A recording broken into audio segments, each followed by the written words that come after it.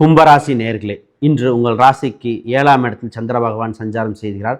சமசப்தமாக சஞ்சாரம் செய்யும் காலகட்டத்தில் திருமண யோகங்கள் உண்டு. புது விஷயங்கள், புது ஒப்பந்தங்கள் அனுகூலமாக இருக்கின்றன. கால சூழ்நிலைகள் இன்று கொடுக்கல் வாங்கல்கள் சீராகும். குழப்பங்களிலிருந்து தெளிவு பெறுகிற காலகட்டமாக இருக்கின்றன. ரொம்ப நாளாக இருக்கின்ற பிரச்சனைகளுக்கு ஒரு தீர்வு உண்டு. முதலீடு செய்ய அனுகூலமான நாள். இன்று குடும்பத்தில் குறிப்பாக பிரிந்தவர்கள் ஒன்று சேர வாய்ப்புண்டு.